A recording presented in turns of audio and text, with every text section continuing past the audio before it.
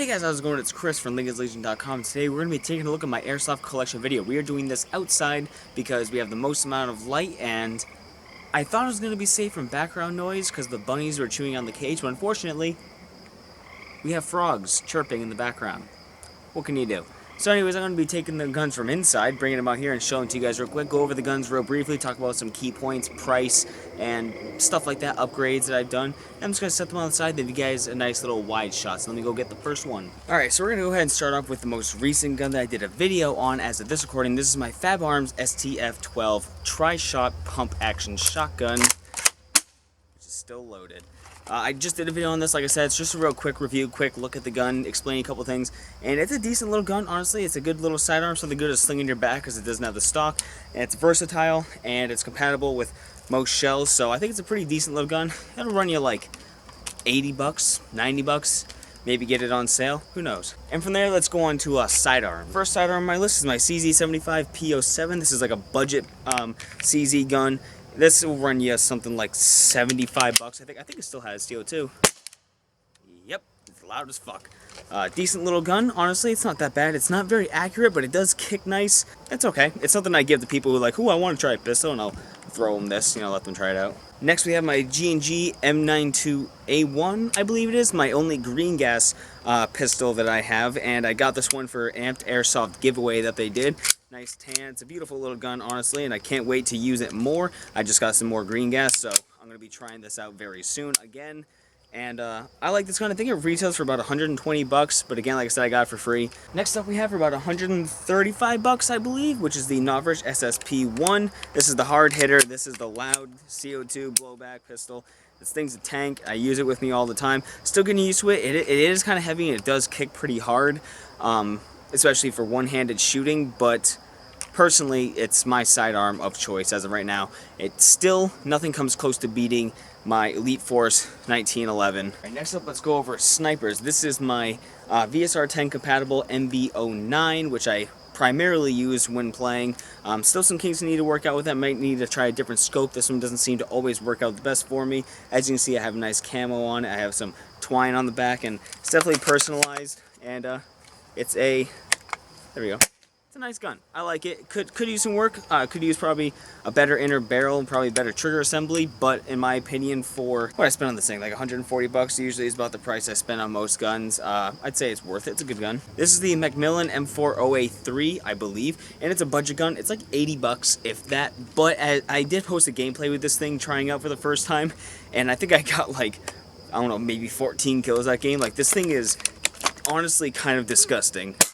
It's quiet, it's got pretty decent range for a sniper, and it doesn't hit all that hard, but I'd say for what you're paying, it's lightweight. This thing weighs almost nothing. All the weight's right here in the middle, and it's versatile, and it was, honestly, like I said, I got like 14 kills with it. So for a really cheap budget sniper, this thing's worth your money, I think. Next on, moving up from that to a mid-tier sniper, this is the JG Bar 10, which is basically the gold standard for starting snipers. Again, VSR 10 compatible. Nice gun. I appreciate this gun a lot. This thing has done a lot for me and got me into sniping. It's really quiet, really lightweight, super comfortable, but I think this thing needs to be tuned up quite a bit because it doesn't seem like the hop is working properly, and the bolt slide keeps catching a little bit, but as you can see by the paint job, it's pretty worn away. This is like the first and only camo I did on it, and this thing has gotten riddled, which I love that aesthetic, by the way.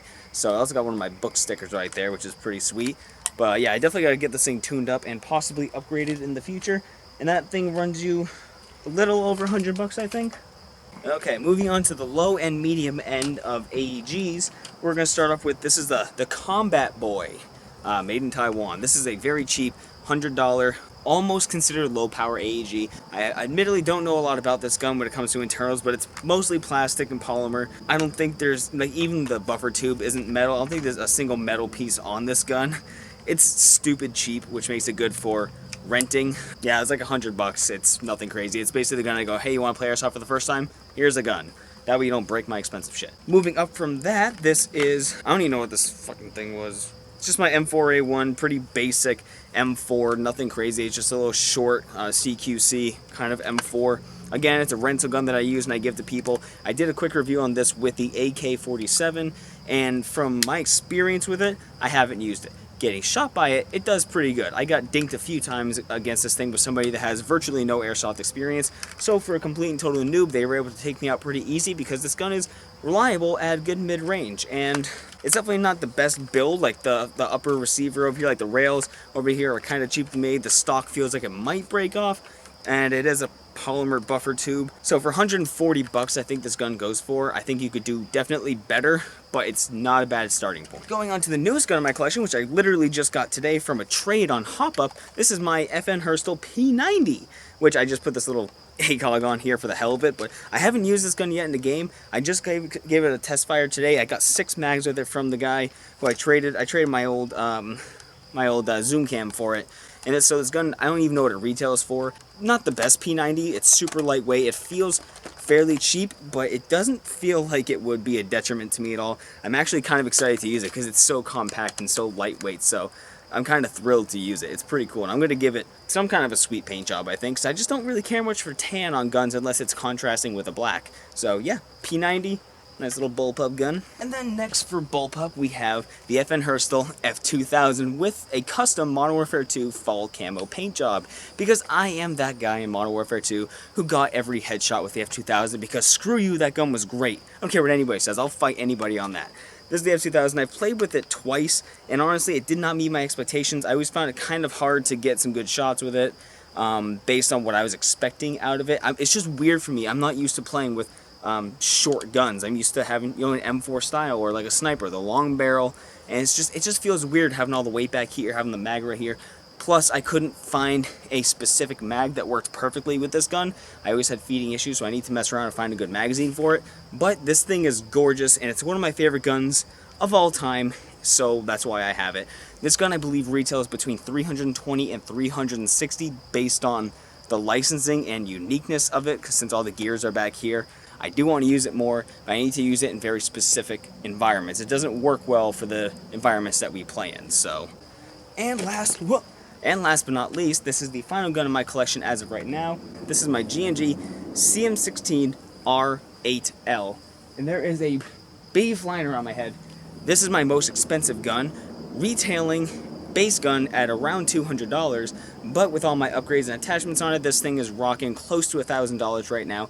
I'm not going to go over every internal part, but just know that I am still upgrading this gun. I'm waiting for it to ship in the mail.